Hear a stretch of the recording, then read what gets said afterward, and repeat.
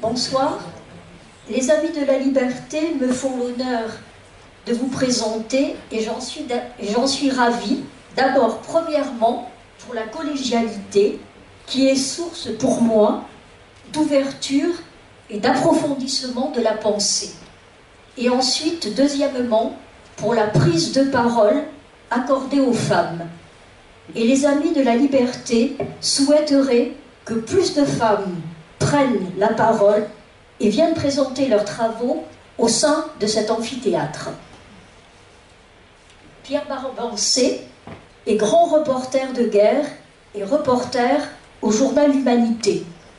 Il est sur tous les fronts, il revient d'Ukraine, mais il a aussi à son actif des publications qu'il pourrait venir nous présenter. Ça, c'est une note personnelle de Fanny Rogolini que je viens de découvrir. Pierre-Alain Manoni est ingénieur et professeur à l'université de Sophia Antipolis au département de géographie. Donc, monsieur Manoni, que les habitants de Nice et notre région ont découvert et soutenu suite à ses déboires et à sa longue bataille judiciaire de 4 ans pour avoir porté secours et transporté 3 jeunes migrantes depuis cette belle et si éprouvée après le passage de la tempête Alex, la vallée de la Roya. Il a été relaxé de toutes les poursuites contre lui en octobre 2020 avec la consécration du principe de fraternité, décision similaire rendue par la même cour d'appel de Lyon en faveur de Cédric Héroux, agriculteur dans la vallée de la Roya et emblématique militant de cette cause. Monsieur Maurice Fréchuret, je me tourne vers vous. Vous m'entendez pas? Monsieur Maurice Fréchuret, je me tourne vers vous. Vous êtes historien de l'art et conservateur en chef du patrimoine. Je laisse le soin à nos amis d'aller voir sur Wikipédia toutes vos publications, soit celles liées aux différentes expositions effectuées dans les lieux où vous avez travaillé et d'ailleurs dirigé. Je pense aux travaux sur Picasso, sur la Côte d'Azur par exemple, et vos publications personnelles sur l'envol, l'enfouissement, le mou et les formes, la machine à peindre.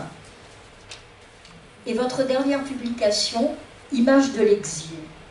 Quant à l'exil, vous partez de l'image d'Adam et Ève, chassés du paradis, avec le splendide tableau de Masaccio de 1425, ensuite l'image du Juif errant à travers les siècles et la peinture de Marc Chagall, et ses représentations avec même la tête en bas du Juif errant. Ensuite, les proscrits du XIXe siècle, seuls sur leur rocher, et on peut penser à Victor Hugo, et je n'ai pu m'empêcher aux Amis de la Liberté de penser aux communards.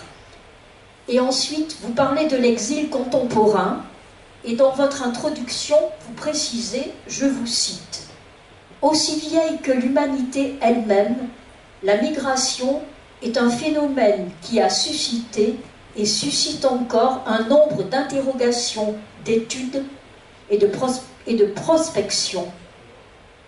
Vous n'avez pas pour moi simplement la vision de technicien que vous permet votre formation d'historien d'art, mais une relation profonde de l'art et de la vie. Avec l'évolution de toutes les techniques, je pense aux photos, à la vidéo, aux installations, et toutes les branches de la pensée et de la culture, la philosophie, la science, la géographie, la psychologie. Et vous avez donc pour moi une vision politique permettant une transformation du monde et de la société grâce aux rêves des artistes. Merci, je vous laisse la parole.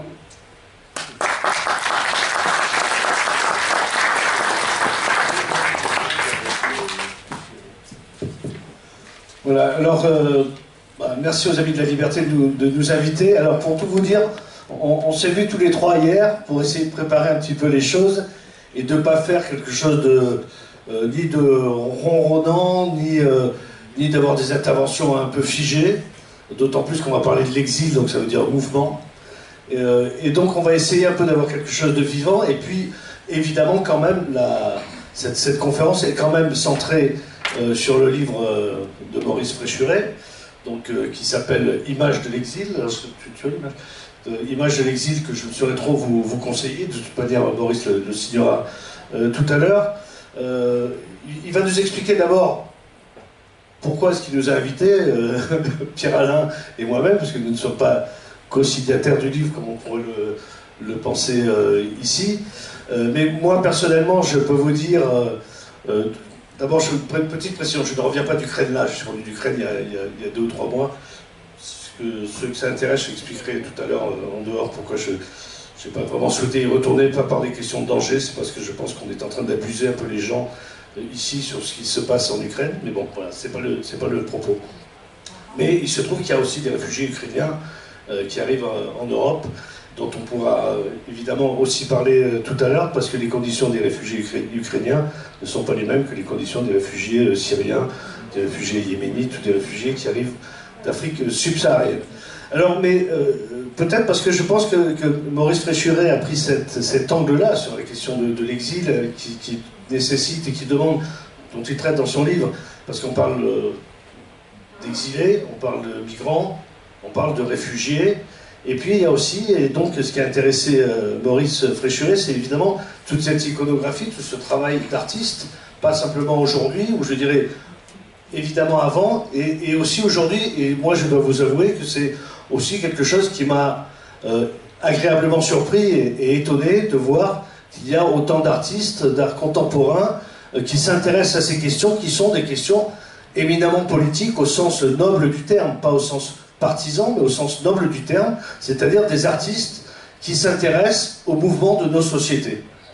Et c'est pas simplement en France, c'est visiblement partout dans le monde, et je trouve que c'est quelque chose de très intéressant. Alors, on en a discuté un peu hier avec Maurice, c'est vrai que dans les années 80-90, ça a été un peu moins le cas, et on dirait qu'il y a un retour de la part des artistes à cet intérêt, pas faire des œuvres, pas avoir une œuvre ou une conception des choses en dehors de toute réalité du monde ou de la société dans laquelle vivent les artistes, mais au contraire de faire en sorte que leur art exprime quelque chose. Reste à savoir pourquoi faire et dans quel but et de quelle manière ça peut porter. C'est évidemment une autre question, peut-être qu'on essaiera de traiter, mais justement je voudrais d'abord me tourner vers Maurice Fréchuret, de savoir d'abord quelle est la jeunesse de ce livre. Comment est-ce qu'on se tutoie normalement, donc on va continuer à se tutoyer ici, on n'est pas dans une émission de radio. Donc Maurice, qu'est-ce qui a été un peu la genèse? Tu as toujours été évidemment intéressé toi personnellement par les mouvements de société, mais comment est-ce que tu as fait ce lien de cette manière-là entre ce mouvement migratoire, l'exil et les artistes? Alors avant de te répondre, je voudrais à mon tour remercier l'Association des Amis de la Liberté. Quel joli nom vous avez, je trouve que c'est formidable de s'appeler les Amis de la Liberté. Et je pense que vous pouvez guère avoir d'ennemis, enfin du moins c'est ce que je pense, mais je crois que la réalité est tout autre. Je dois remercier aussi mes amis Pierre-Alain et Alain, et Pierre, qui ont très gentiment répondu à ma sollicitation.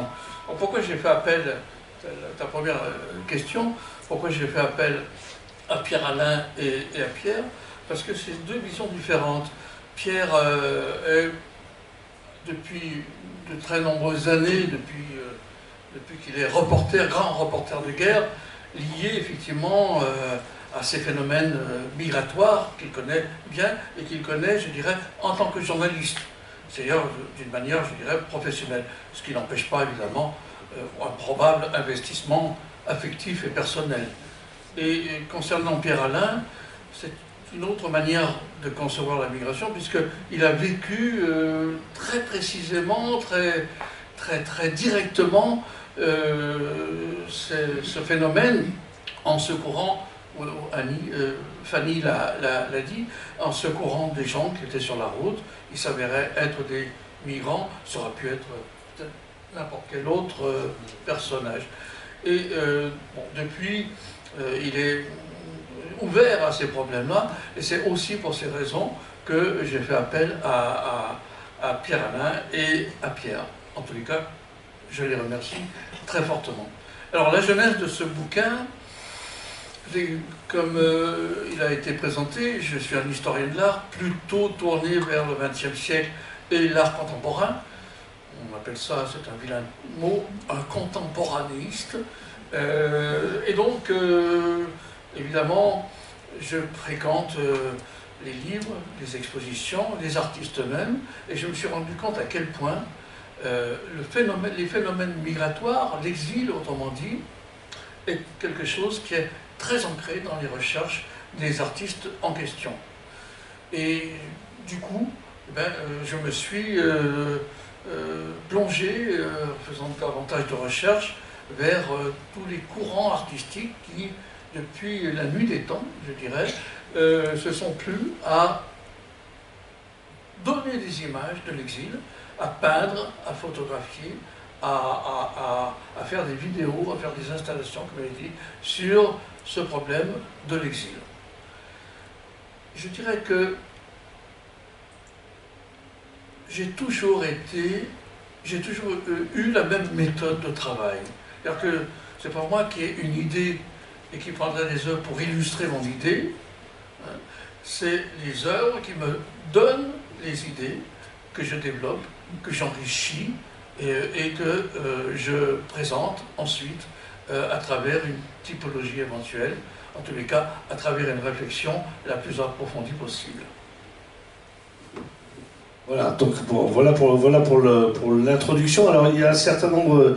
je vais faire une petite remarque parce qu'on est en plein dans l'actualité en réalité. Vous avez vu ce drame qui vient de se produire, puisque une voiture avec des migrants à l'intérieur, les passeurs ont forcé un barrage de police à Sospel. La poursuite s'est très mal passée, c'est terminé au Moulin. La police a évidemment tiré et un des migrants, un Égyptien de 35 ans, qui a été touché en pleine tête, est mort cet après-midi. Son pronostic vital était engagé. Et nous nous trouvons aussi dans le même temps place Garibaldi, qui était aussi le lieu d'arrivée quand même des immigrés italiens antifascistes qui arrivaient à Nice. Et ces immigrés italiens antifascistes qui ont eu une grande part dans le développement de cette ville, même si aujourd'hui peut-être on le voit un petit peu moins avec la force de la droite et de l'extrême droite, donc raciste, qui parle du grand remplacement et qui est anti-migrant. Et donc on est aussi dans un département où, alors que la migration, il y a une frontière qui est juste à côté, on a au contraire des responsables politiques qui essaient de tout faire pour les en empêcher, les mêmes, encore une fois, qui ont accueilli à bras ouverts des réfugiés ukrainiens. Alors, peut-être on va continuer d'abord avec toi, Maurice. Dans l'histoire de l'art, est-ce que ce traitement, tu le fais commencer à la sortie du Jardin d'Éden, en quelque sorte Oui, les premières images de l'exil, j'ai réfléchi à quelles pouvaient être les premières images de l'exil. Et je me suis rendu compte que c'était des images très bien connues par tout le monde, peut-être pas par l'extrême droite apparemment, mais je replace le problème et je fais une référence à la Genèse. Et l'Éternel Dieu le chassa du jardin d'Éden pour qu'il cultivât la terre d'où il avait été pris. C'est ainsi qu'il chassa Adam et il mit à l'orient du jardin d'Éden des chérubins qui agitent une épée flamboyante pour garder le chemin de l'arbre de vie. C'est effectivement le passage le plus comment dirais-je, descriptif d'une image qui a fait Florès et que l'on peut trouver chez les très grands artistes. Je pense à Masaccio, qui nous donne au XVe siècle, à la fin du XVe siècle, une illustration assez extraordinaire de Adam et Ève chassés du paradis. Ce sont, à mes yeux, les réfugiés représentés pour la première fois. C'est une image bien connue, mais c'est une image, effectivement, qui montre des personnages qui apprennent leur nudité. Jusqu'à présent, vous connaissez la phrase, ils sûrs qu'ils étaient nus. Ils ne le savaient pas avant, parce que la nudité n'avait pas... Et tout d'un coup, ils apprennent leur nudité. Donc la femme se cache les seins et le sexe, et l'homme se cache la vue, les yeux. Oui. Daniel Arras, le grand historien de l'art et ami Daniel Arras, avait beaucoup parlé de la position des pieds. Ils se positionnent sur la terre, cette nouvelle terre qu'ils vont apprendre à connaître, mais qui est pour eux encore un territoire complètement étranger. Moi, j'insiste beaucoup sur les mains. Ces mains qui sont comme des boucliers pour la féminité ou pour le regard. Et les deux étant évidemment parfaitement liés, comme on le sait. Donc quelque chose qui est très fort et que les artistes vont s'employer à multiplier en termes iconographiques. Le cavalier d'Arpin, Adam et Ève chassés du paradis terrestre, c'est une œuvre un siècle plus tard, qui se trouve à Paris au musée du Louvre. Et j'aurais pu aussi bien vous présenter Poussin, Géricault ou encore des artistes comme Le Caravage. Deuxième séquence, et je me permets de vous le lire également. Lorsqu'ils furent partis, voici un ange du Seigneur apparu en songe à Joseph. Et il dit, lève-toi, prends le petit enfant et sa mère et fuis en Égypte. Et reste-y jusqu'à ce que je te parle, car Hérode cherchera le petit enfant pour le faire périr. Joseph se leva, prit de nuit le petit enfant et sa mère et se retira en Égypte. Il y restera jusqu'à la mort d'Hérode, afin que s'accomplisse ce que le Seigneur avait annoncé par le prophète, j'ai appelé mon fils hors d'Égypte. Deuxième image, la fuite en Égypte. Et également, vous voyez chez Giotto, dans la basilique Saint-François d'Assise, dans l'église en bas, à l'inférieur, une fresque également qui représente la fuite en Égypte.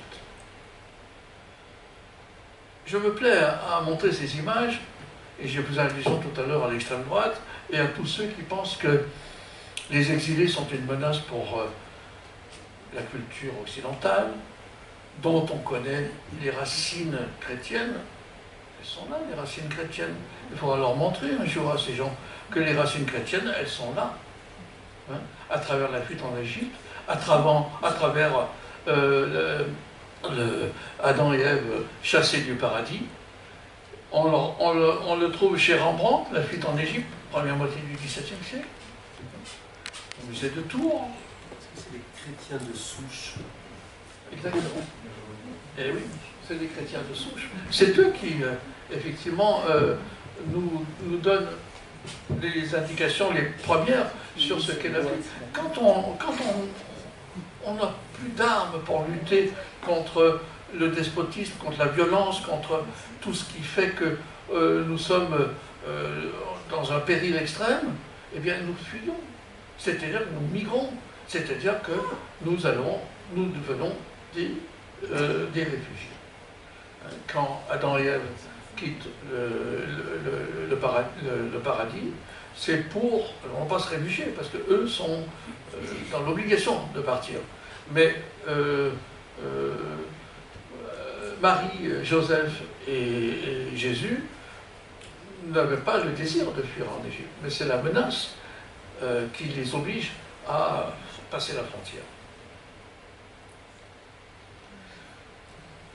Et il y a des échos qui se font entre la peinture ancienne, celle du XVe siècle, une enluminure tirée d'un livre d'heures qui s'appelle « À l'usage de Paris », et puis la Riterada, dont on ne connaît pas ici l'auteur, mais le rapprochement est évident.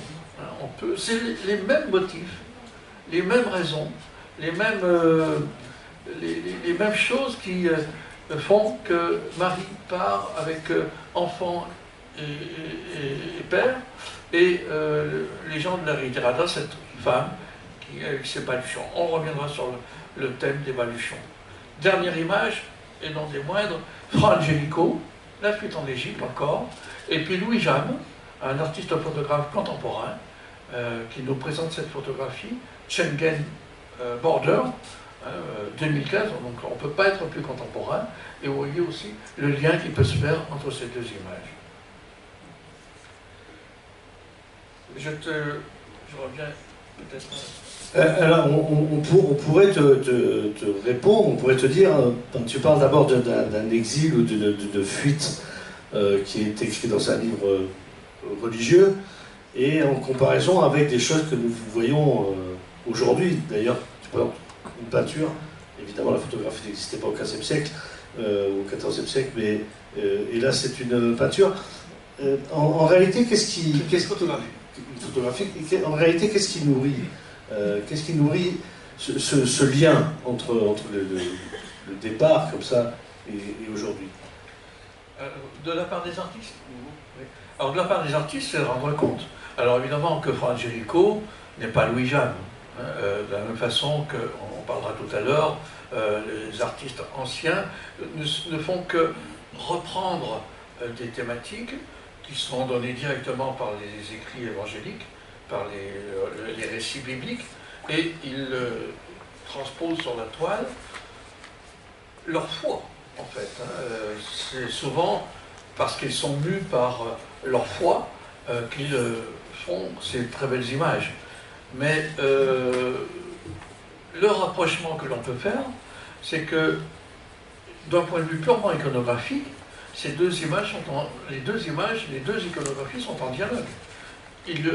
La fuite, elle est rendue nécessaire, elle est rendue même obligatoire dans l'un comme dans l'autre des cas. Et est-ce qu'à cette époque-là,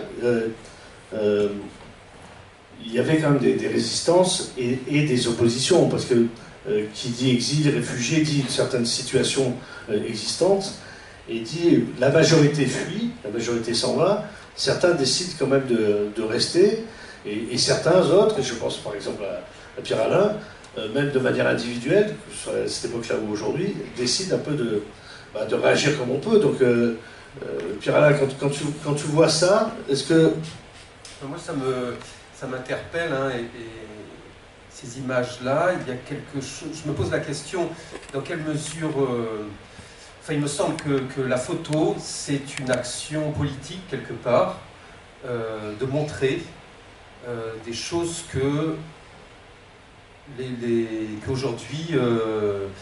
il n'est pas politiquement correct. Enfin, ça ne se fait pas. On essaye de cacher. Il y a quelque chose, moi c'est mon expérience, et je suis tombé de haut puisque voilà, j'étais pas militant, pas informé, les réfugiés c'était simplement un concept, et me rendre compte de ce qui se passe véritablement à la frontière italienne juste ici, je suis vraiment tombé de haut, et je crois encore qu'on est très peu informé de ce qui se passe actuellement, hein. Maintenant ça fait depuis plus d'une dizaine d'années. Donc il y a une photo qui montre quelque chose qu'on essaie de rendre invisible, et de l'autre côté, je ne suis pas sûr que ce soit la même démarche artistique. Non, j'ai bien dit, évidemment, qu'ils sont mus par des motivations tout à fait différentes. Fra Angelico est mu par un mysticisme très fort.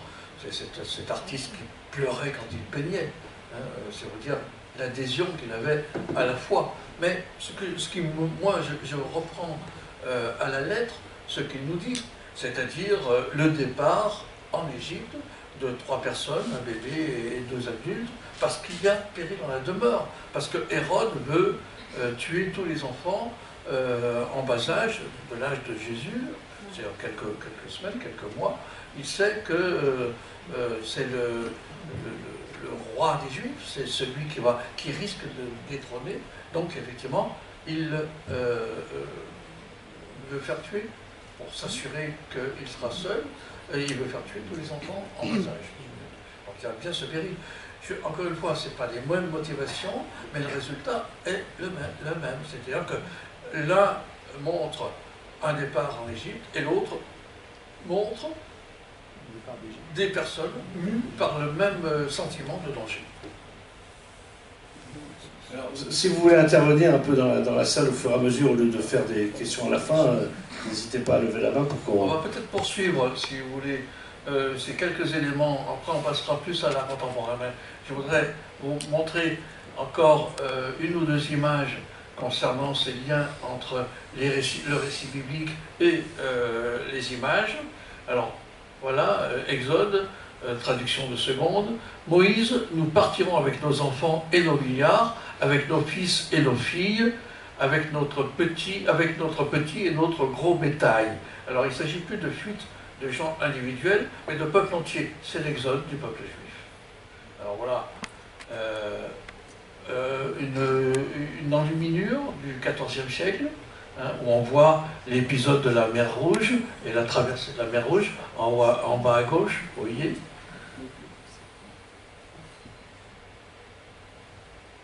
Marc Chagall, hein, va nous peindre un tableau similaire, hein, l'exode du peuple juif. Bartolo di Freddi, un artiste du XIVe siècle, nous montre une grande fresque gigantesque dans le Duomo de San Gimignano.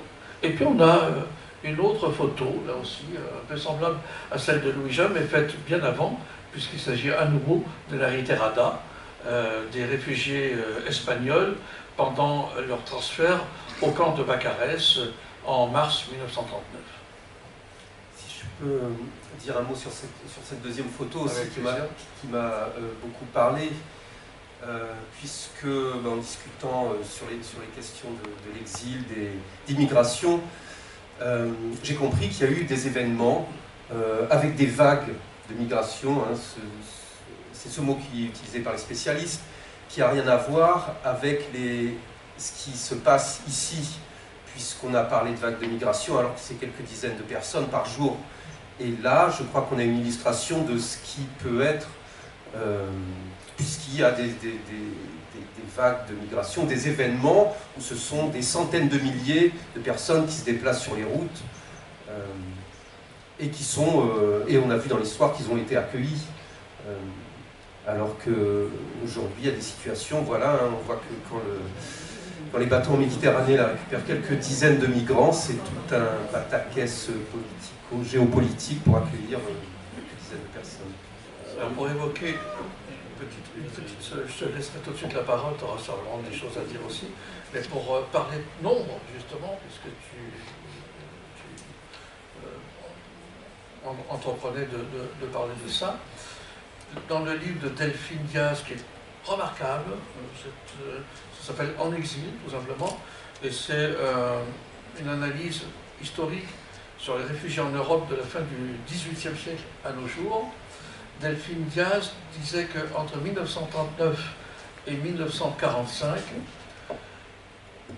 on estime à 50 à 60 millions de personnes qui ont dû s'exiler, qui ont dû partir. 50 à 60 millions de réfugiés. Oui, je pense, et notamment dans le monde moderne, les exils, les exodes, sont considérables. Mais Pierre-Alain, je ne serais pas complètement d'accord avec toi dans le fait qu'ils ont été accueillis. Notamment quand on voit les Espagnols qui fuient, l'accueil, c'était des camps de concentration mis en place par la France. Donc on peut dire qu'ils ont été accueillis, oui, d'une certaine manière, mais dans des camps de concentration, et notamment tous ceux qui étaient des brigades internationales, tous ceux qui soutenaient en fait le régime républicain. Donc il y a peut-être même une continuité en France, d'ailleurs, sur la façon de considérer les réfugiés ou les exilés, qui peut être interrogée aussi. Et d'ailleurs, il y a aussi, même dans l'histoire de l'art, des choses qui dénoncent ça. Et puis il y a un très beau film qui est sorti à partir d'un dessinateur espagnol qui s'est retrouvé dans les camps d'Argelès aussi, en fuyant l'Espagne de cette manière-là, et qui a montré de quelle manière ils étaient traités, et qu'il y avait aussi d'ailleurs des individualités côté gendarme, puisque c'est grâce à un gendarme qu'il a pu s'extraire du camp, qu'il a pu fuir. Donc, ce qui montre aussi que les individualités et les comportements individuels et les réactions sont aussi très intéressantes. Mais effectivement, ce que tu disais tout à l'heure, bon, il y a des images qu'on ne voit pas beaucoup, et moi je suis sûr qu'en France, il n'y a pas beaucoup de gens qui connaissent les camps d'Argelès, les camps de concentration qui ont été faits en Espagne, ou même enfin, dans l'ensemble véritablement camp de concentration, c'était le terme officiel. Oui, totalement. Donc, c'est aussi ça, il y a toujours, et en même temps, je ne sais pas si c'est montré dans l'histoire de l'art, il y a toujours cette sensation, parce qu'il y a le départ de l'exilé, on va aller vite de manière générique, hein, l'exilé ou le migrant ou le réfugié, et puis il y a son passage de la frontière.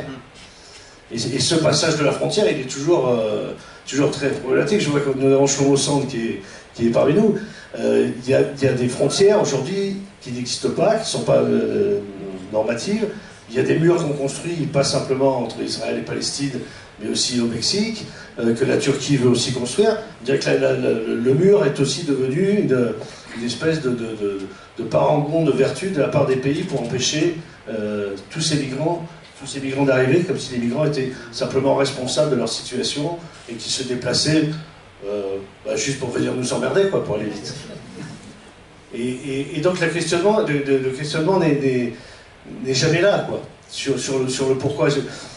Tout à l'heure, je regardais sur Twitter, à partir de la mort de ce jeune homme de 35 ans là, qui a été tué par une balle, en passant ici. Mais les réactions sur Twitter, c'est assez terrible, parce que beaucoup de gens se réjouissent. Ça fait un de moins qui est là. Merci la police, etc. etc. quoi. Donc il n'y a même plus de débat, il y a vraiment des visions très tranchées où l'humain n'existe plus, où le migrant, ou l'exilé, le réfugié n'est même plus un humain. Et je trouve que c'est vrai que c'est intéressant de voir que des artistes se saisissent de ces questions-là, parce qu'on revient à la figure humaine. Je veux dire, le migrant, l'exilé, le réfugié, il a une figure humaine, il a un genre, parce qu'en plus on parle beaucoup de genre en ce moment, il a un genre, il a un visage, il a un nom, il a souvent une nationalité, il a une histoire, et tu dis, Maurice, dans ton livre, que aussi son parcours, il est fait dans l'attente, c'est-à-dire que le temps pour le migrant n'est pas exactement le même temps que pour nous. Le temps compte, pour nous aussi peut-être d'une certaine manière, mais le temps compte parce qu'il doit en faire quelque chose et qu'il est dans l'attente de ce qu'il doit faire et vers quoi se diriger, quoi. Le réfugié est toujours dans l'attente. La notion d'attente est une notion fondamentale et cruciale pour lui. Il attend de passer, il attend de recharger son téléphone, il attend un appel de sa famille, il attend ses papiers éventuels. Donc la notion d'attente est considérable. Et le hasard veut que je présente cette photo représentant une sorte de brochure du 19e siècle qui a été éditée de manière très massive avec le Juif errant.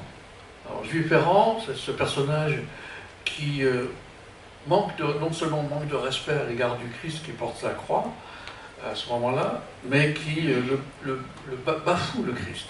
Et le Christ, se retournant, lui dit « Tu marcheras en errance dans l'éternité ». Donc c'est quelqu'un qui, je dirais, est dans un rapport considérable et immédiat à la notion d'attente. Et les artistes, que tu fais bien de le dire, parmi les jeunes ou les moins jeunes, eh bien, vont nous parler de la même façon du Juif errant. Alors ça s'appellera peut-être pas forcément, ce ne sera pas forcément le même titre, mais quand Chagall nous présente un personnage qui déambule comme ça, avec sa maison sur le toit, c'est-à-dire avec ses effets, avec ce qui lui reste encore, le peu de choses qui lui restent encore, eh bien, c'est une illustration directe des Juifs errants. Et Adrian Pacci, qui est un artiste albanais réfugié en Italie, quelques 20 ans, il y a à peu près une vingtaine d'années à partir de la photographie que vous voyez, qui est en fait lui-même en train de porter, vous voyez, un peu comme Chagall, son toit sur le dos. Hein. Donc c'est ce qu'il rattache à son passé, à son pays, sa patrie peut-être, disons, mais encore, c'est un poids, c'est un peu le portement de croix du Christ. On sent qu'il est tassé sous le poids. Et en même temps, ce poids est renversé, ce qui donne une apparence d'aile, grâce auquel il pourrait prendre son envol. Donc une image assez ambivalente. En même temps, c'est l'affaissement, l'effondrement de l'homme par le poids de son passé, et en même temps, la possible envolée grâce aux ailes qui sont ici symbolisées par ce toit renversé.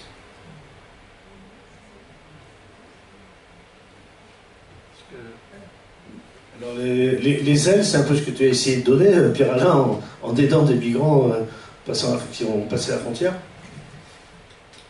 J'ai donné, je les ai ramassés sur le bord de la route. À l'époque, je n'avais pas été aussi loin que d'intellectualiser le truc.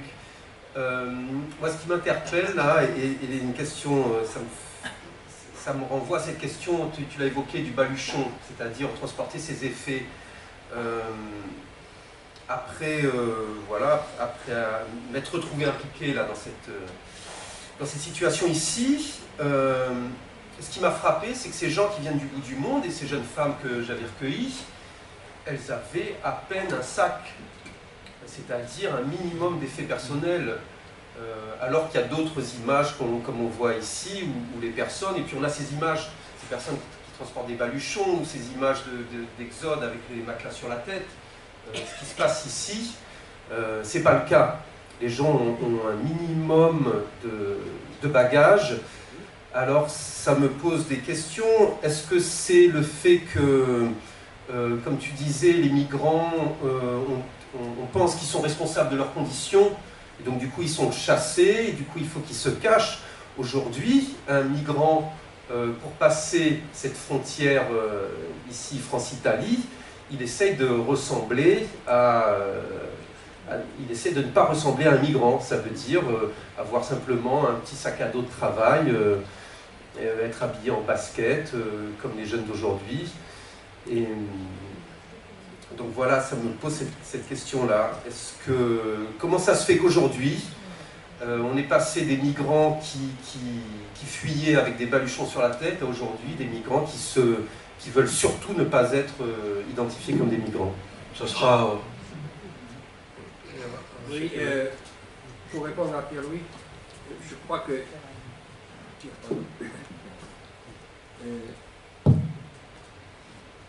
Si les migrants qui sont à Ventimille et que je connais un peu, parce que j'y vais très souvent, s'ils n'ont rien, c'est parce qu'on leur a tout pris. Ils ont traversé la Libye, ils ont traversé la Méditerranée où ils ont perdu beaucoup de choses, et ce qu'ils nous reçoivent ici, c'est juste de quoi survivre quelques jours. Après, c'est vrai que peut-être ils y trouvent un pauvre intérêt à ressembler aux autres, mais malheureusement, je crois que s'ils n'ont rien, c'est parce qu'ils ont absolument été dépouillés de tout ce qu'ils avaient emporté.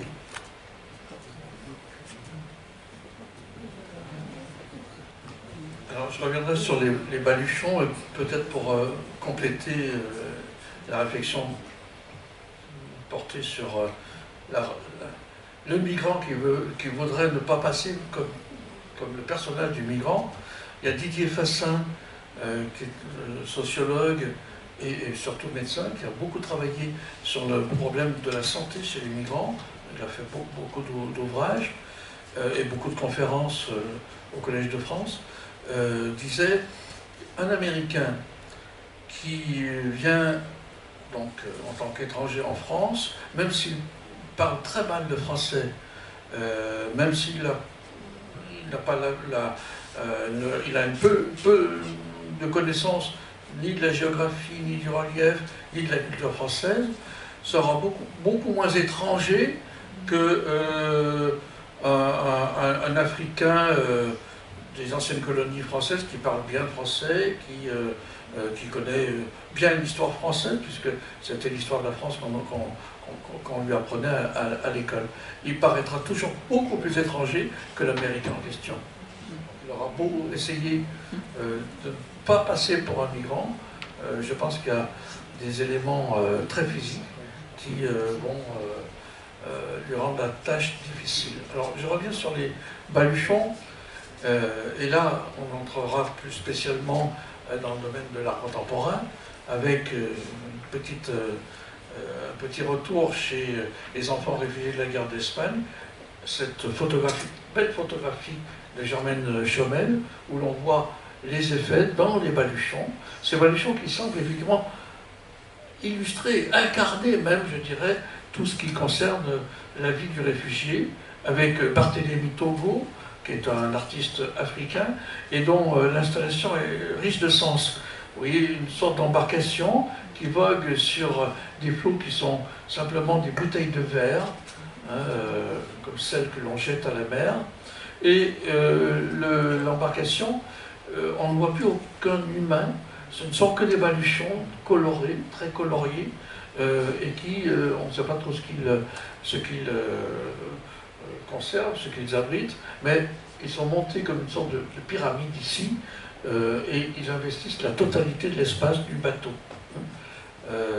Voilà encore une image très édifiante. Et puis Kim Soja, qui est une artiste coréenne, et qui, vous le voyez, va déambuler elle-même, c'est elle-même que l'on voit sur la photo et sur la vidéo qui a été faite, sur une sorte de petite camionnette, là aussi gonflée de baluchons, tas sur lequel elle se trouve disposée, et elle va circuler dans son pays, dans un premier temps, et en France, lorsque le MACVAL du Val-de-Marne, centre d'art MACVAL du Val-de-Marne va l'accueillir pour lui proposer une exposition, elle va refaire la même performance, se faire obtenir par le musée le prêt d'une camionnette qu'elle va, là aussi, de la même façon, remplir d'effets, ramasser chez les frères Emmaüs, et aller jusque du Val-de-Marne jusqu'à l'église Saint-Bernard, où il y a 20-25 ans, des réfugiés en appel désireux d'avoir des papiers, avaient investi l'église et avaient été délogés brutalement par la police. Marie.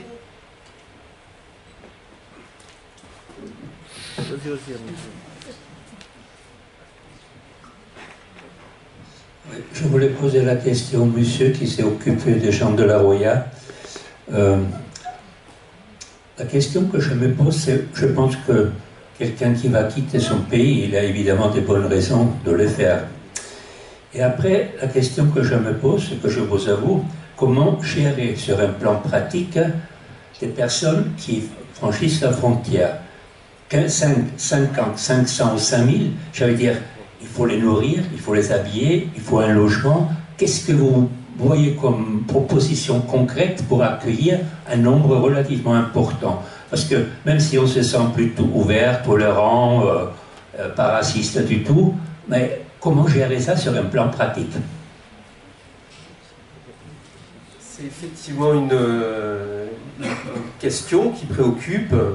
Alors moi, elle a été répondue très simplement, puisque ces personnes que j'ai recueillies, elles étaient mal en point, et il y a des médecins qui les attendaient à Marseille. Donc je devais juste les prendre et puis les amener à la gare. Et en fait, pardon, là je court un truc. Donc ça m'est arrivé avec des personnes que j'ai récupérées et que je devais amener à la gare. Et la gare était fermée, il n'y avait plus de train. Du coup, on est allé chez moi, et il n'y a eu aucune question, j'ai eu aucune question à me poser. C'est comme quand mon frère vient chez moi, ou un tonton, je les ai reçus à la maison, on a fait à manger, et puis ils ont dormi, ils ont continué leur chemin. Et toutes les personnes qui sont ici, qui passent à la frontière ici, ils sont en chemin. Donc, ce qui se passe, c'est que c'est les personnes qui ont besoin de manger, de dormir, et puis de reprendre leur chemin. Donc, pour moi, il n'y a aucune question qui... il n'y a pas eu de question, du coup, la réponse a été très simple. La question porte sur le nombre. Si c'est 5, ça c'est cher, mais si c'est 50 ou 700. Alors, si c'est 50 000, effectivement, c'est une question politique. Après, si c'est 5, c'est des questions individuelles. Et c'est pas très compliqué de faire à manger pour 5 personnes, pour des personnes qui, de toute façon, veulent continuer leur route. Je pourrais donner un élément de réponse à monsieur. C'est une histoire qui vient d'Italie, le Calabre. On me l'a raconté juste récemment. Un bateau fait naufrage. 80 personnes sont récupérées par le maire du village, le prêtre, d'un village qui est en train de mourir, qui est déserté, comme certains villages de l'arrière-pays de chez nous. Ces gens, des Kurdes, c'était des Kurdes, ont été logés dans le village, et puis ils sont restés, et puis ils s'y sont adaptés, et puis les petits enfants ont été à l'école, ils ont appris l'italien, ils ne veulent plus partir, ils vont chez eux, et actuellement ils sont installés là-bas. Et le maire du village a été poursuivi pour détournement de fonds, parce qu'il a utilisé les fonds publics pour loger ces migrants. Il a été poursuivi, condamné à 1 an et demi de prison et en remboursement, je ne sais plus combien d'argent. L'État a fait appel et maintenant il demande 30 ans de prison au maire du village pour avoir accueilli, alors que ces gens sont maintenant intégrés, ils sont italiens. Ils sont italiens, ils ne veulent plus partir, ils sont chez eux, et ils ont redonné vie au village. Le village revit parce qu'il y a des enfants, l'école a réouvert, etc. Voilà un élément de réponse. Et là, chez nous, il y a plein de villages qui sont en train de mourir. Merci Henri. Je crois que vous posez une question quasi fondamentale. Et malheureusement, on a bien vu, alors que nous sommes en période électorale en France, il n'y a pas de véritable débat. Il y a des invectives, il y a des choses très tranchées, des choses très humanistes, et tant mieux. Mais il n'y a pas de véritable débat de fond politique et économique. Parce que votre question elle est réelle. Je voudrais juste, si vous permettez, dire 2-3 phrases du livre de Maurice Fréchuret. Caractéristique fondamentale de notre époque, la mondialisation comprise comme la libre circulation des marchandises, des échanges commerciaux et des capitaux, a largement favorisé les mouvements migratoires, même si, contrairement à ses principes premiers, la circulation des individus a été freinée et soumise à des mesures de plus en plus astreignantes. Ça, c'est un véritable élément de réflexion, puisque ceux qui ont mis en œuvre ces politiques-là n'ont pas envisagé le reste, ou ne veulent pas envisager le reste, donc les répercussions migratoires, et donc ce que ça veut dire pour des populations entières, et des individus et des familles. Et la deuxième chose qui est toujours dans le livre de Maurice Fréchuret, le lexique des démographes et autres experts en sciences sociales est intéressant à décrypter. Pour nommer le nombre total d'immigrés vivant dans un pays ou une région, le terme de stock est celui qui prévaut dans le domaine en question. Flux est un mot aujourd'hui utilisé dans de nombreux secteurs, notamment dans la communication, et sert à désigner également les entrées et les sorties de migrants au cours d'une période donnée. Enfin, la différence entre les personnes qui émigrent et celles qui émigrent est communément appelée solde migratoire. La comptabilité exacte des exilés dans les divers pays d'accueil, le tableau précis des pays d'où ils proviennent, le sexe, l'âge moyen, le statut sont des précisions qui parfont la cartographie générale des quelques 260 millions de personnes qui ont choisi ou qui le plus souvent ont été contraints de quitter leur pays pour un autre. Donc ce que nous dit Maurice Fréchuret, donc tu peut-être vas le confirmer, c'est, on ne s'éloigne pas trop non plus de la représentation, on nous dit qu'en fait tous ces gens-là sont des pourcentages, sont des choses à rentrer dans des tableaux, dans des schémas, qui est globalisé dans une économie. Et c'est sur ça qu'il n'y a jamais de débat. Et c'est pour ça, si vous permettez, parce que autant je pense évidemment qu'il faut aider ces migrants qui veulent passer, parce qu'encore une fois, je ne connais pas beaucoup de gens, à part pour des raisons intellectuelles ou de raisons vraiment très professionnelles, qui quittent leur pays, qui quittent leur famille, qui quittent leur région, avec toute la souffrance que cela implique, et comme tu l'as rappelé Jean tout à l'heure, avec tout ce que ça veut dire sur le parcours qu'ils ont, parce qu'on on oublie trop souvent que le parcours n'est pas un parcours de touristes, évidemment. Les femmes sont... Le parcours des femmes est encore pire que celle des hommes, évidemment. Elles subissent toutes les violences possibles et imaginables. Et vous voyez de quoi je veux parler. Donc il y a toutes ces souffrances-là, donc personne ne veut partir dans ces conditions. Moi j'en ai vu aussi au Sénégal, par exemple, ces jeunes sur les grandes pirogues qui comptaient partir, qui savaient pertinemment, quand je leur posais la question, parce que malheureusement c'est un peu mon travail, leur disant vous savez que vous pouvez mourir là en mer. Oui. Mais de toute manière, ici, il n'y a pas d'avenir. Donc autant tenter quelque chose et de mourir, plutôt que de rester ici sans avenir. Mais quand un monde, on est là, c'est quand même dramatique. Et je pense, je te donne la parole après moi, et je pense que le fait que ces migrations, le fait de l'histoire, en France par exemple, la guerre d'Algérie, ou les guerres, Première Guerre mondiale, Deuxième Guerre mondiale, le fait de faire venir des étrangers pour travailler, pour reconstruire un pays, Première Guerre mondiale, Deuxième Guerre mondiale, et qu'après on les traite comme des moins que rien, mais que le fait que ces populations-là se soient installées font aussi qu'émergent à l'intérieur de ces populations des artistes qui sont beaucoup plus sensibles à ces questions migratoires, qui expliquent aussi peut-être le fait qu'ils s'y intéressent d'un peu plus près, qu'ils viennent interroger un peu plus ce qui est leur propre histoire, l'histoire de leurs parents, et de leur permettre à eux, avec leur histoire ici aujourd'hui, de pouvoir évoquer un avenir. C'est aussi peut-être tout ça qui... Oui. Tout à l'heure, vous disiez, oui, je les accueille, je les fais manger, je les accompagne à Marseille, ils vont voir un médecin, mais ça ne résout absolument pas les problèmes. Ils sont de passage, mais jusqu'à quand? Jusqu'à ce qu'ils se retrouvent à la jungle de Calais. Donc, le mot passage, je le refile aux autres, mais ça ne résout absolument pas le problème de l'accueil que j'ai posé au départ. Je ne peux pas aller beaucoup plus loin là-dessus. Moi, ce que j'ai pratiqué, c'est une rencontre, un coup de main, et je l'ai fait, je le referai. Et si les gens se permettaient de le faire, la vie serait beaucoup plus simple, rester au niveau humain. Après, bien sûr, il faut intellectualiser. Mais monsieur, juste pour répondre, encore une fois, votre question est très intéressante. Mais d'abord, bon, Pierre Alain n'est pas un spécialiste de la question. Il montre que le geste humain existe encore, ce qui entre nous, soit dit, n'est pas rien. Et il a subi ce geste humain. Parce qu'il a été traîné en justice. Il a été traîné en justice à cause de son geste humain d'aider des migrants. Donc, déjà, ce qui n'est pas rien du tout, et je pense que la mobilisation, la bataille qu'il y a eu, et son courage, et je sais que ça n'a pas toujours été facile pour lui, ni personnellement, ni professionnellement, il faut tenir le coup, donc il y a des pressions qui sont énormes. Mais encore une fois, quand la France, on ne parlait que de la France parce qu'on est en France, a voulu accueillir des dizaines de milliers de réfugiés ukrainiens, elle a donné les moyens. Elle a donné les moyens, sans aucun problème. On ne peut que s'en réjouir, pareil. Et on ne peut que s'en réjouir. Mais donc ça veut dire que c'est possible. Quand il y a une volonté politique, c'est possible. C'est ça que ça nous montre. Alors tant mieux pour les réfugiés ukrainiens qui sont là. Et donc à nous de faire pression aussi pour montrer qu'il n'y a pas que des Ukrainiens.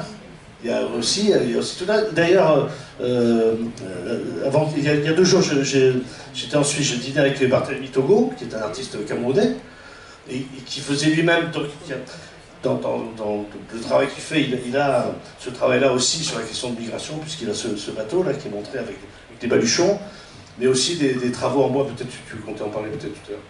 Bon, on essaie d'en parler tout à l'heure, qui concernent des questions de migration, et lui-même faisait remarquer qu'effectivement, le traitement des migrants africains n'est pas le même que les migrants ukrainiens, et je lui ai rajouté, parce que je l'ai vu quand j'étais en Ukraine, donc encore une fois, tout le mois de mars et début avril, que les étrangers en Ukraine, notamment les Africains, qui ont voulu prendre les trains pour quitter l'Ukraine, pour se rendre en Europe de l'Ouest, comme ont fait les autres, ont été empêchés par les Ukrainiens de prendre les trains.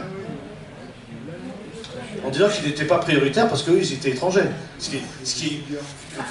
Quand on y pense, c'est quand même le comble. C'est-à-dire des Ukrainiens qui veulent aller à l'étranger, on dirait à des étrangers, vous n'êtes pas prioritaires parce que nous, on doit aller à l'étranger. On est en plein surréalisme le pire. Quoi. Cet artiste, Manato, nous donne, je dirais, une illustration parfaite de la notion d'accueil et de bienvenue. Welcome, bienvenue. C'est un paillasson. On pourrait donc imaginer déjà qu'on s'en essuie les pieds, hein, de ce bienvenu, de cet accueil, mais à nos risques et périls, puisque le welcome, paillasson qui semble fait de crin ordinaire, n'est pas du tout fait de crin ordinaire, il est fait d'aiguilles, de pointes acérées, hein, évidemment, avec toute la symbolique que ça peut représenter. Alors, ça, il s'agit en fait de la couverture de l'ouvrage que j'ai écrit, et qui est une œuvre fantastique d'Adrian Paci, dont on a déjà vu une œuvre tout à l'heure, l'homme qui avait le toit renversé sur le dos.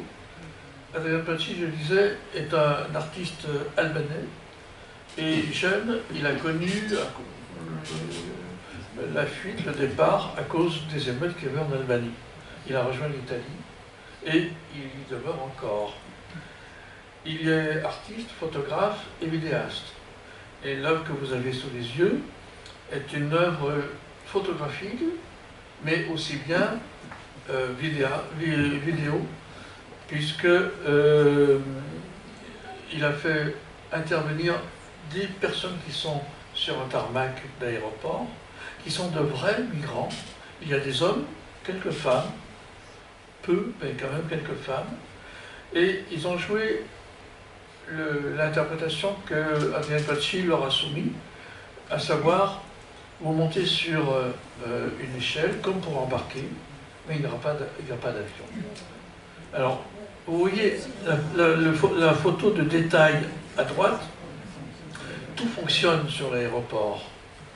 Les avions décollent, les avions atterrissent, les bagages sont transportés des soutes de l'avion jusqu'au comptoir, tout fonctionne, sauf qu'il y a là comme une sorte d'interdiction pour eux. Ils sont sur leur passerelle et ils attendent. J'ai parlé de la notion d'attente tout à l'heure, elle est particulièrement riche de signification ici. Alors il s'agit d'une photographie et encore une fois d'une vidéo. Donc la vidéo dure quelques minutes, je n'en ai pas d'extrait, mais vous pouvez la voir sur Internet. Pas de très bonne qualité, mais on peut voir ce qu'il en est. On voit des migrants, donc un groupe d'individus marcher sur le tarmac, arriver, monter. Jusque-là, rien d'étonnant, hein, c'est quelque chose qui est assez fréquent. Et petit à petit, il y a un zoom arrière de la caméra qui fait qu'effectivement, ces gens sont, en quelque manière, suspendus entre ciel et terre dans une attente qui risque de se prolonger. Très belle œuvre d'Adrian Paci. Je pourrais vous présenter une autre œuvre également. Il s'agit d'ouvriers chinois. Il s'agit là aussi de vidéos et de photographies qui travaillent sur un bateau qui circule de Chine, où ils ont embarqué un énorme bloc de marbre, et ils travaillent à l'intérieur du bateau pendant toute la traversée. Et ils construisent une colonne avec un chapiteau corinthien, qui est donc évidemment totalement étranger à leur culture. Ils ne savent pas pourquoi ils travaillent dans des conditions affreuses. Parce que vous imaginez travailler sur un bateau qui navigue, hein, qui n'est pas au port. Hein. Ce n'est pas un atelier, c'est un atelier ambulant en quelque sorte, hein, dans des conditions de travail extrêmes. Et tout ça pour le bénéfice du propriétaire du bateau, qui n'a plus de problème de contenu, puisque tout est fait sur le bateau.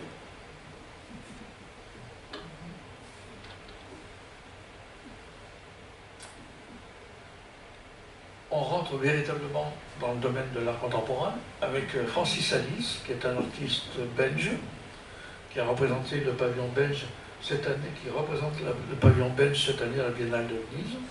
Et Francis, qui est une sorte de baroudeur, artiste, va faire beaucoup de kilomètres à travers les pays, à travers les continents. Il se retrouve ici en Israël et il a percé une boîte de peinture dont il laisse dégouliner un filet le long d'une ligne jaune qui est celle de la frontière entre Israël et la Palestine.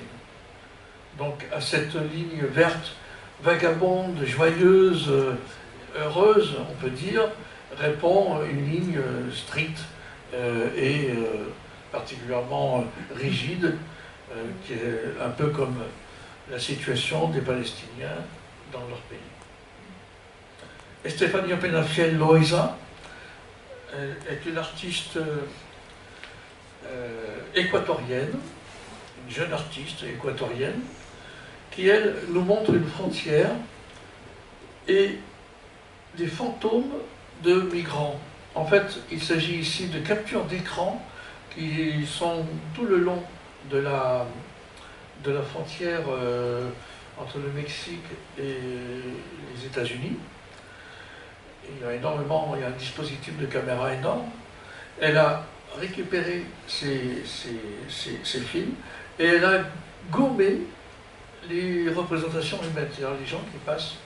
Donc on a une image qui semble assez belle, mignonne, hein, on peut dire, mais qui est riche aussi de drame, parce que ces gens qui passent dans des conditions difficiles et pour en devenir parfaitement incertains et précaires. Et la manière dont elle pratique la photographie et dont elle agit sur cette photographie est aussi riche de sens, puisqu'elle gomme en quelque sorte les personnes qui sont doublement effacées, d'une part parce qu'ils sont clandestins, et d'autre part parce qu'ici, ils disparaissent de notre vue. Alors, ça, c'est encore d'autres photos, peut-être que tu vas intervenir. Oui, juste pour... j'évoquais les murs tout à l'heure. Francis Alice, lui, fait cette ligne verte qui est, vous savez, qui est censée être la ligne d'armistice de 1949 de la guerre, ce qu'on appelait la guerre israélo-arabe. Donc il n'est pas véritablement une frontière non plus d'ailleurs. Et donc, parce que là on fête les 20 ans de la construction du fameux mur qui serpente en Cisjordanie et qui ne s'aligne pas du tout sur la ligne verte en réalité, donc il mange des parties entières du territoire palestinien d'après 1967. Et donc c'est assez intéressant effectivement de matérialiser de cette manière-là comme il le fait. Alors c'est une réalité, et en même temps ce qui est intéressant, c'est que quand on voit le mur, qui est dénoncé aussi par des Israéliens quand même, il faut dire aussi qu'il y a des Israéliens qui se battent contre la colonisation, contre l'occupation et contre cette construction du mur, et je pense que c'est très important, il faut le souligner, parce que dans la société israélienne d'aujourd'hui, c'est aussi un courage qu'ils ont et qui n'est pas si évident que ça.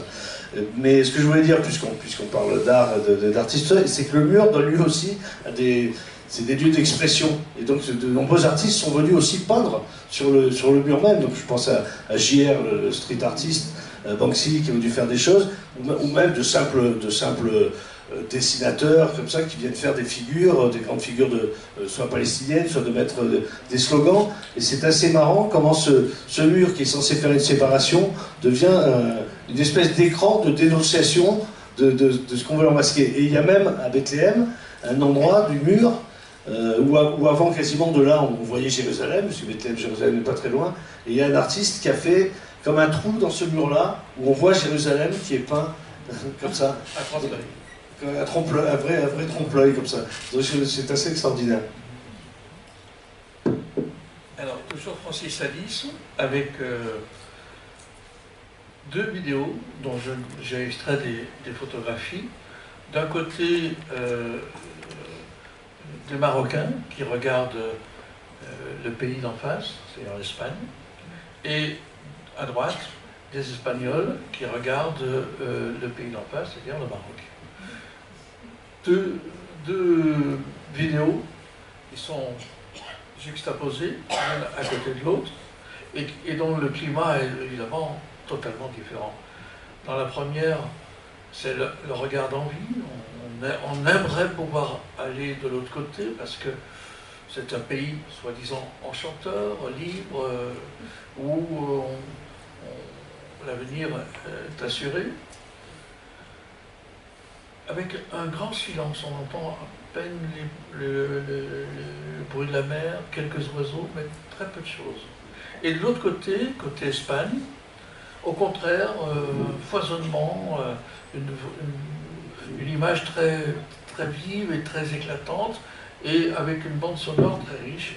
Les oiseaux, bien sûr, mais aussi les enfants, les personnes qui s'interpellent, qui posent des questions, qui donnent des réponses, tout ça, et qui, chaque fois, donnent l'impression, effectivement, de quelque chose de très vivant. Donc, vous voyez, c'est une image toute simple, toute bête, mais elle aussi très riche de sens. Oui, pardon. C'est intéressant le vocabulaire que tu as utilisé du côté du Maroc. On regarde l'Espagne comme un chanteur paradis. Soi-disant. De l'autre côté, j'imagine qu'il y a plein de gens qui regardent le Maroc en se disant je passerai bien des vacances parce que si ça me passe, c'est un chanteur. Vous la regrettez. Tu as tout à fait raison. L'ambivalence de ces images. Je voulais poser une question à monsieur le journaliste. Tout à l'heure, vous avez fait une petite allusion en disant nous, à l'Ouest, on a une vision un peu déformée de ce qui se passe en Ukraine. Est-ce que vous pourriez être un peu plus explicite?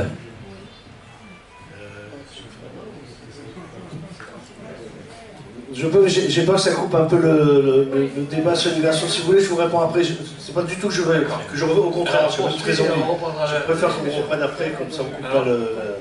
Donc, encore deux autres images intéressantes également, toujours liées aux réfugiés, à la migration. Cette œuvre de Aïv Karaman, qui est une jeune artiste, qui reprend l'image d'une carte à jouer, comme inversée, mais dont un des personnages coupe la langue. Oui. Donc là aussi, la langue, c'est la parole, c'est la possibilité de parler. Elle s'auto-mutile, et peut-être pour mieux s'adapter.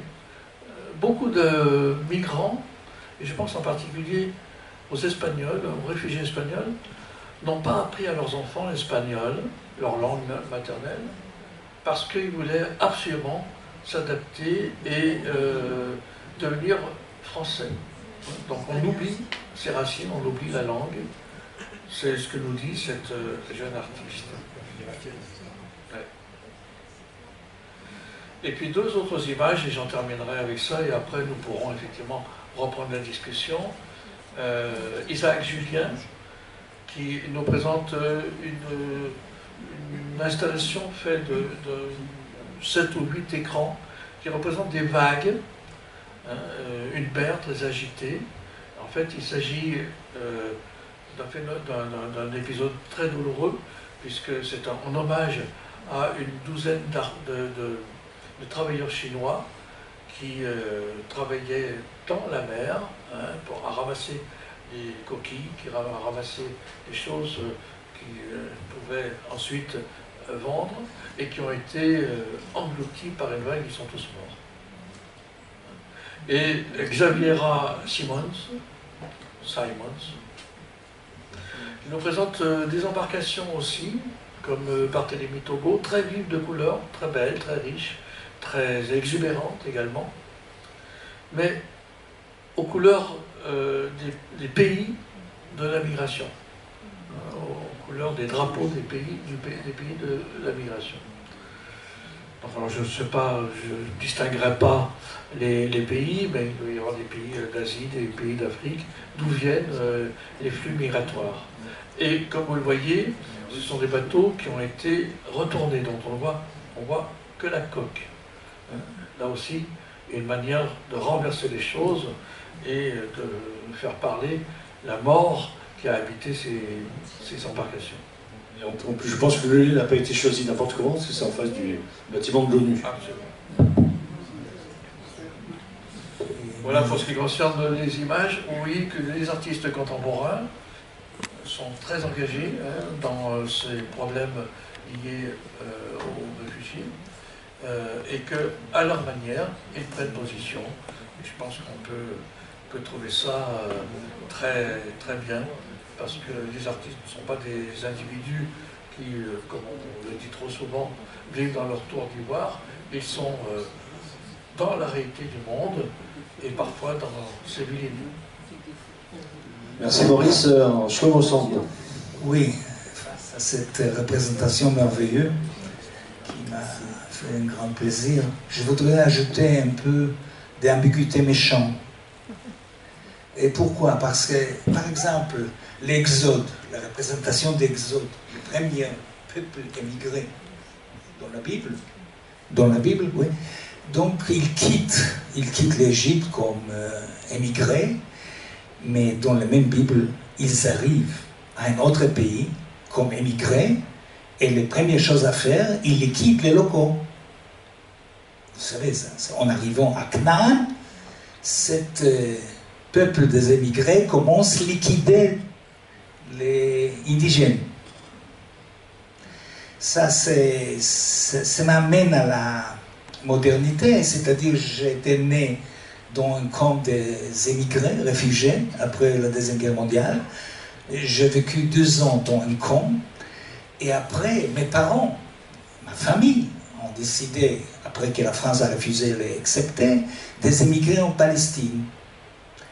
Et après 18 ans, j'ai vécu dans un appartement d'émigrés arabes qui ont été obligés de quitter les pays, les Palestines. Donc 18 ans, jusqu'à l'armée, j'ai vécu dans l'appartement des Arabes. Donc ça, c'est des remarques pour jeter un peu d'ambiguïté sur la représentation des émigrés. Et les colons, dans l'histoire, étaient aussi des émigrés. On commence avec les Puritans qui ont quitté l'Angleterre. Et qu'est-ce qu'ils ont fait en arrivant à un nouveau continent? Ils ont éliminé les locaux, non?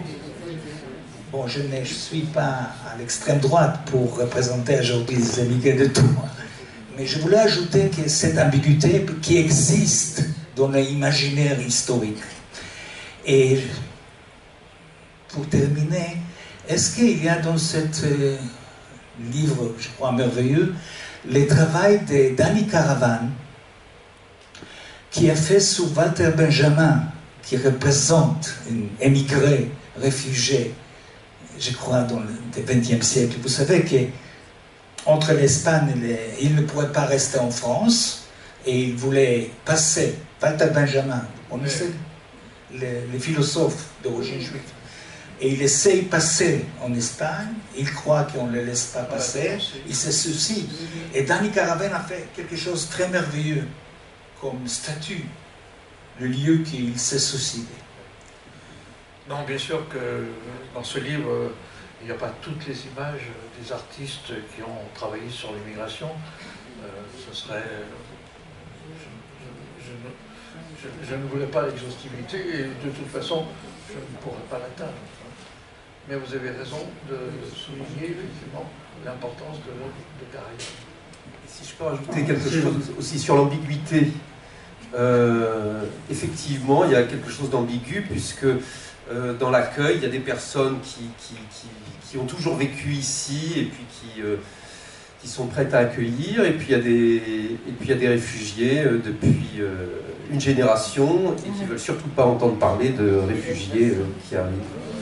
Donc, il y a de l'ambiguïté sur ces questions-là, c'est sûr. Il n'y a pas de règle non plus. Hein. Vous connaissez bien sûr un artiste local qui s'appelle Emmanuel Régent, qui est un dessinateur que j'apprécie beaucoup, et qui en plus, si vous voulez, dans sa série Les Foules, évoque l'exil, l'émigration. Il a été promu par un architecte extraordinaire, Chiaro Ricciotti, qui a fait en plus le musée de Rixalt, de l'immigration, et il a choisi spécifiquement Emmanuel Régent pour décorer si vous voulez, ce musée. Je ne l'ai pas visité, mais j'ai vu beaucoup de photos. Je pense qu'il y a quand même toute une symbolique, premièrement, sur l'accueil qu'on avait réservé aux réfugiés, aux républicains espagnols, qui étaient vraiment dans un état de camp de concentration. Rudy Ricciotti va vous faire une fosse complètement vide pour pouvoir justement exprimer l'horreur de cet accueil qu'on leur avait réservé dans un premier temps. Et ce qui est très bien, c'est qu'Emmanuel Régent a été choisi pour pouvoir évoquer ces réfugiés. Est-ce que vous avez vu cette série? Je ne connais pas cette série, mais je connais bien le travail d'Emmanuel Régent, que j'ai même exposé dans une exposition que j'avais faite il y a une dizaine d'années, lorsque j'étais encore conservateur et que je sévissais dans les musées. Non, c'est un artiste que j'aime beaucoup, qui est un ami, mais je ne connais pas cette série. Et merci de me l'apprendre et je ne manquerai pas de me renseigner sur ce qu'il a fait. Et je suis content effectivement que Ricciotti l'ait choisi pour décorer, ce serait peut-être un peu plus qu'une décoration, pour imprégner son architecture. Puisqu'on parle des ambiguïtés, je pense qu'il y a un grand problème qui se pose à propos des migrants. Il y a migrants et migrants. Et justement, dans la situation actuelle, on le vit tout à fait frontalement. Il y a les pauvres et les autres. Et tout à l'heure, quand on a posé des questions sur que deviennent-ils ces migrants, on pense surtout à des migrants pauvres. À quoi peut bien servir les pauvres? Et c'est tout le problème de la société depuis des millénaires. À quoi peuvent bien servir les pauvres? Moi, je pose la question, à quoi peut bien servir l'État? Est-ce qu'il s'agit simplement de nous emmerder, de nous persécuter, de nous réprimer? Ou bien s'agit-il aussi d'essayer de construire une société où l'on traite un petit peu autrement ceux qui n'ont pas eu la chance de bien être et d'être intégrés dès le départ, ce qui a été mon cas par exemple. Je pense que les ambiguïtés, elles sont multiples et on le voit très bien actuellement entre ceux que l'on a maltraités parce qu'ils sont pauvres, surtout, et donc on ne sait pas trop quoi en faire, alors que d'autres, moins pauvres, représentant plutôt des classes moyennes, comme celles des Ukrainiens, sont traités en raison de l'utilité présente et surtout ultérieure que pourra représenter leur pays.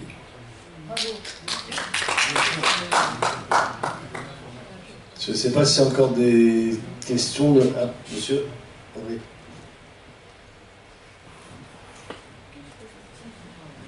On pourrait se poser la question de savoir qu'est-ce qu'on fait de ces immigrés qui arrivent en France actuellement.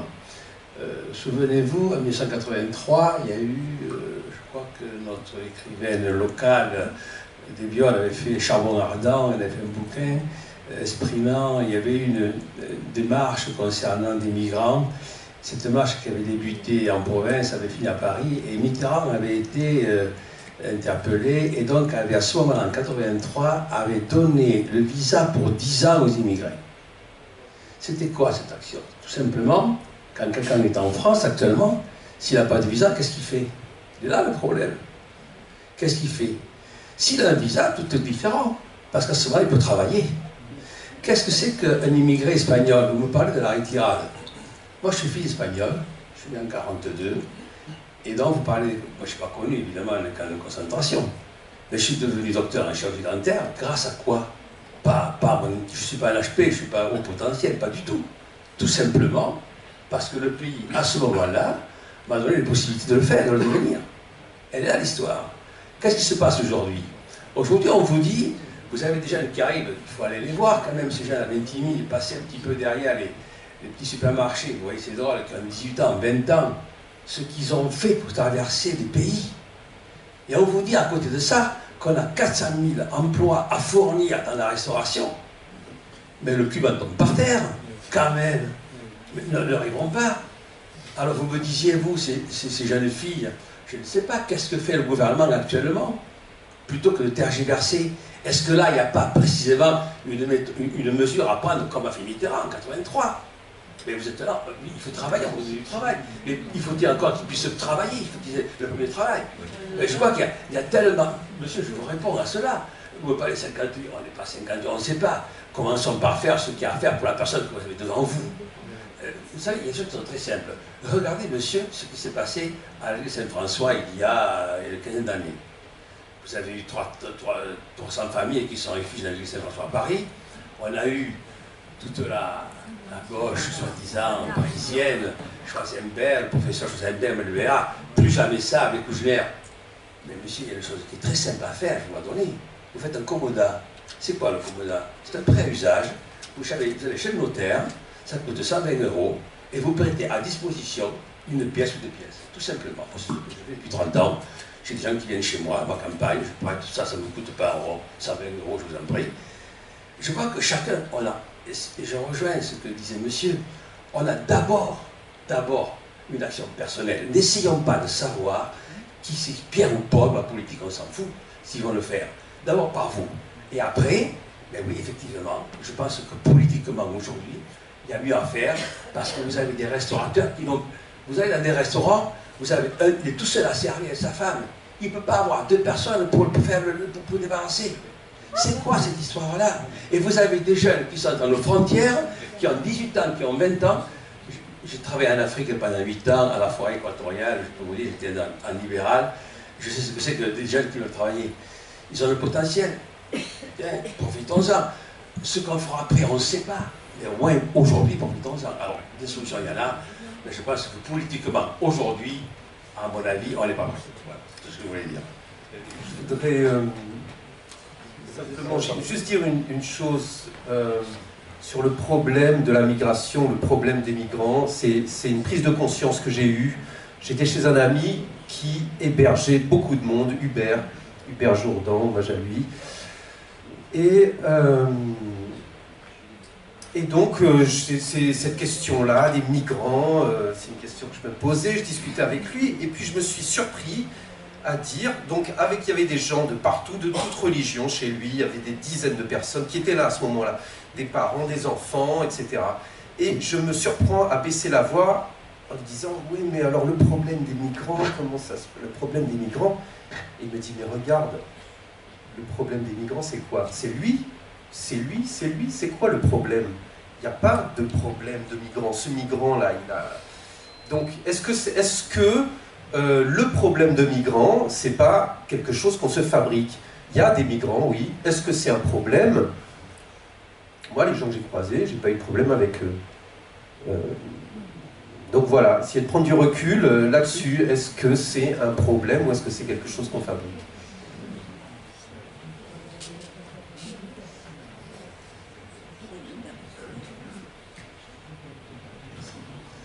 Oui, je voudrais revenir sur l'approche strictement comptable qui nous était faite tout à l'heure, pas du problème migratoire, mais du phénomène migratoire. Une approche strictement comptable nous amène dans le mur, et peut-être pire même, nous amène dans le mur de l'extrême droite.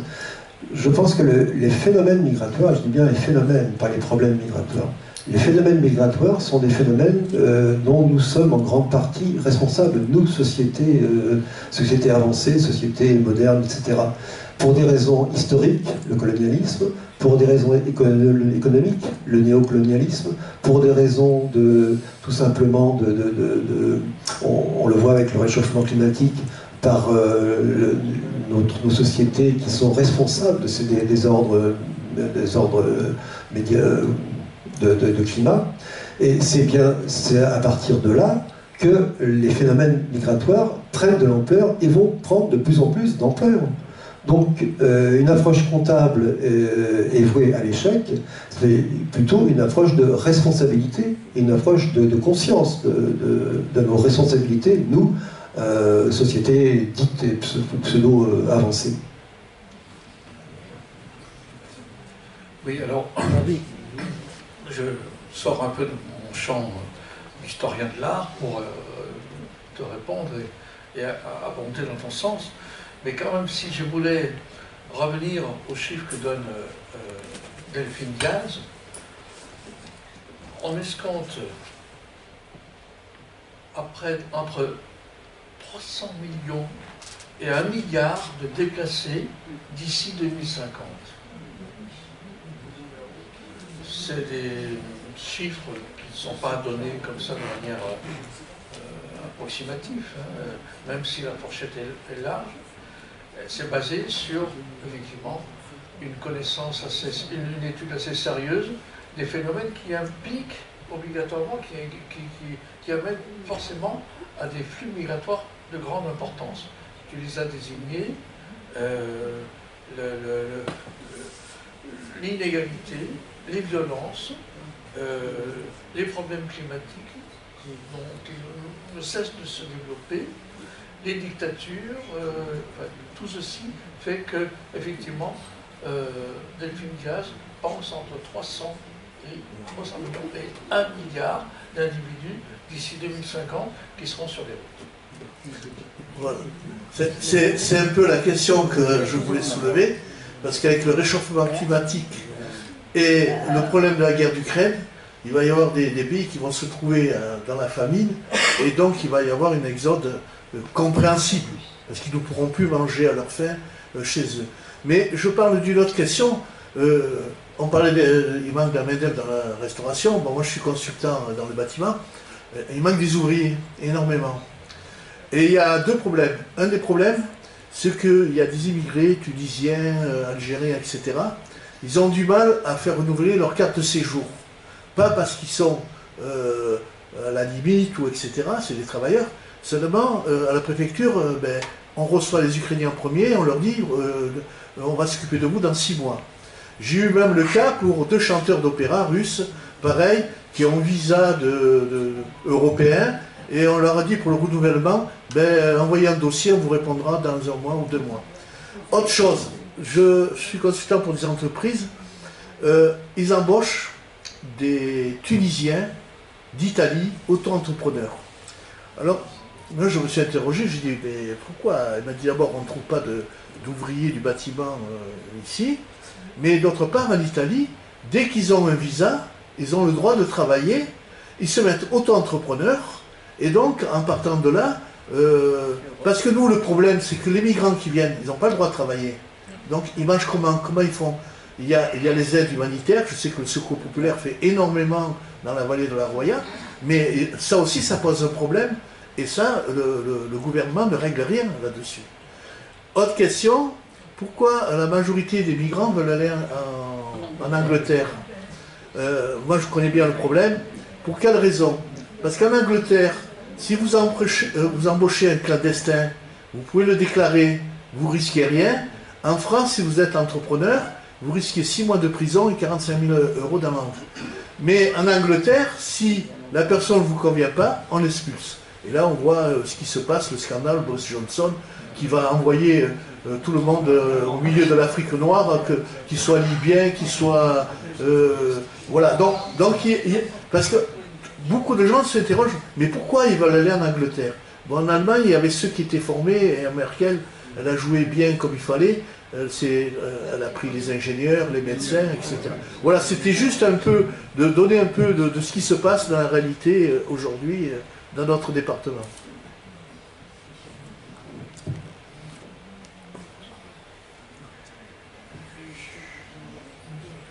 Moi, je voudrais simplement recentrer un petit peu sur le cœur du sujet de ce soir. À propos des intellectuels et des peintres, des artistes qu'on a vus, qui sont tous qualifiés dans certains milieux d'engagés. On ne parlera jamais des artistes désengagés. Il y en a quelques-uns qui sont hors sol, effectivement. Ce sont ceux qui réussissent le plus facilement dans l'ensemble, je crois. Peut-être vous êtes mieux placé pour le savoir. Mais cette critique des artistes engagés, en règle générale, me paraît catastrophique, parce qu'on trouve ça aussi à l'université, avec les islamo-gauchistes. Je serais accusé aujourd'hui si je n'étais pas en retraite. Avec la critique anti-intellectuelle qui est très à la mode. Les intellectuels, c'est un peu le folklore, ou les hors-sol, c'est l'un ou l'autre. Mais ceux qui sont précisément sur le sol et sur le terrain, ceux-là, visiblement, ils ne sont pas appréciés de manière très fabuleuse. Je voulais simplement distinguer aussi, dans ce domaine, les 2 types d'artistes qu'on peut trouver, bien d'autres, bien sûr. Mais ceux qui ont été présentés, je suppose qu'ils sont tous qualifiés d'engagés. Et je me demande comment un artiste ne peut pas l'être, puisqu'il vit sur notre terre et sur notre planète, et que simplement peut-être aussi les spectateurs n'y voient pas l'engagement qui s'y trouve, en raison de leur inculture artistique. Oui, je ne sais pas trop comment vous répondre. Je connais beaucoup d'artistes sont engagés et dont l'œuvre traduit cet engagement. Je connais aussi des artistes qui sont engagés dans la peinture, dans l'art, si je puis dire, qui se soucient peut-être un petit peu moins fortement des problèmes sociaux et politiques. C'est difficile à répondre. Hein. La frontière n'est pas si simple entre les artistes engagés et ceux qui ne le seraient pas, mais qui le sont. Je prendrai l'exemple bien classique et bien évident de Pablo Picasso, qui est peut-être un des artistes que je connais le mieux pour avoir dirigé au moins 2 des musées qui portent son nom dans la région, à Antibes et à Valoris. Était-ce un artiste engagé? Oui. Sur le papier, en tous les cas, il l'était, et sur les cartes, il l'était, puisque, vous savez, en 1944, en octobre 1944, il prend sa carte au Parti communiste, et il la gardera. Donc il est engagé. Il le dit clairement, le Parti communiste est comme une famille. On peut y croire moyennement d'ailleurs, parce que je pense qu'il était plus libertaire que communiste. Mais c'est un autre problème. Ce qui m'intéresse dans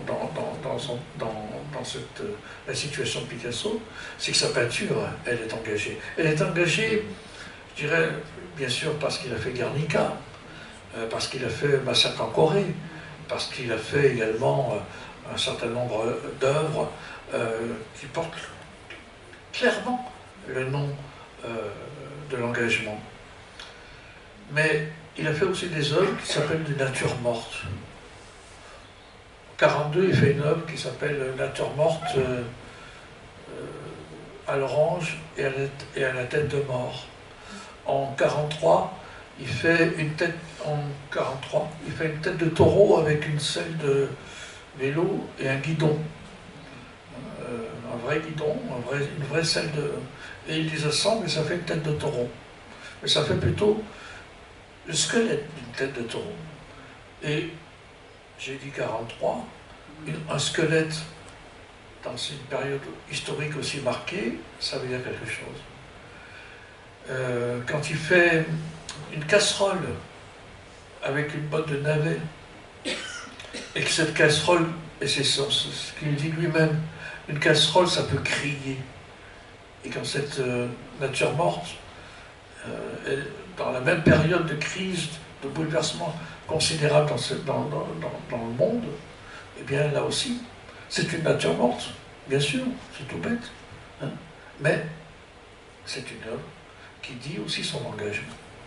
Donc vous voyez, la frontière n'est pas toujours si simple entre les artistes qui disent clairement, il y en a quelques-uns, je vous l'ai montré, qui disent clairement leur engagement, et puis ceux qui font de la peinture, mais dont la peinture est aussi bien engagée que celle-ci. Et puis, il y a des réparties, je poursuis sur Picasso, mon peintre préféré sans doute, quand les Allemands, les officiers nazis, viennent dans son atelier, difficile de les refuser parce qu'il est considéré comme Chagall, comme Léger, comme tant d'autres, peintre dégénéré. Donc. Et il y a un petit groupe d'officiers qui voient une photographie de Guernica et s'adresse à Picasso. C'est vous qui avez fait ça? Et Picasso a une réponse extraordinaire. Non, c'est vous.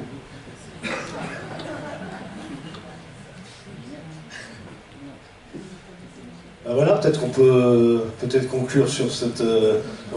Voilà, je pense que les œuvres qui ont été montrées vont interpeller pour peu qu'elles soient vues par un grand nombre de gens, vont commencer à interpeller. Je pense que c'est aussi un des buts de l'art contemporain, que ce soit engagé ou pas d'ailleurs, de faire réfléchir, d'interpeller sur des questions, que ce soit sur des couleurs, des mouvements, des formes.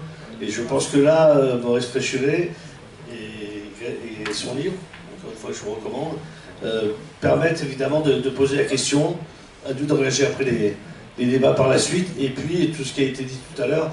Évidemment, toutes ces questions, c'est pas le problème migratoire, mais quand on dit problème migratoire, on a déjà posé quelque chose de négatif, vous avez totalement raison, et je suis d'accord aussi, il n'y a pas que la vision belle et humaniste, le migrant comme ça. Je pense qu'il faut à chaque fois étudier bien les choses, remettre dans les contextes et regarder politiquement la signification de tout et comment est-ce que les choses bougent pour vraiment analyser plus avec sa tête qu'avec ses tripes. Oui, moi, je pourrais dire deux mots. D'abord, nous regrettons, aux Amis de la Liberté, que nous ne pas avoir eu le droit, ça fait partie du règlement intérieur de la maison, de diffuser, de vendre ce soir le livre de M. Frécheret. Mais si vous avez l'occasion, achetez-le. Même s'il n'est pas dédicacé, il sera très très riche dans la lecture que vous pourrez en avoir. Voilà, c'est tout ce que je voulais dire. Merci beaucoup. Merci. Je rajoute que M. Maurice Frécheret nous fera sans doute l'honneur d'être à la fête du château où il dédicacera cet ouvrage. Cette fois, nous aurons le droit de le faire. Voilà. Donc, je voulais vous donner quelques informations, mais notre secrétaire l'a dit. Donc, les Amis de la Liberté seront présents. Donc, la fête du château, c'est le vendredi 1er juillet et le samedi 2. On présentera donc les livres de Frécheret et aussi le roman de le seul roman mais de notre ancien président Louis Brock, qui est crédité, que l'on diffusera sur la fête. D'autre part, bon là on rentre en période de congé, hein, peut-être pas tout le monde part en vacances, mais on a déjà prévu le programme pour l'automne prochain. Donc il y aura, je ne vais pas vous dire les dates, mais je vais vous dire les thèmes. Ouais. Il y a Histoire de la Russie par Jean-Paul Scott, Anne Chetron, un collectif d'associations sur les violences faites aux femmes. Il y aura Résister aux linguistes français par Gasto. Gérard Camille, un thème à définir sur le cinéma. Il y aura aussi un autre Gasto, c'est pas le même, c'est les menaces contre la République. Et en même temps, on a une date libre.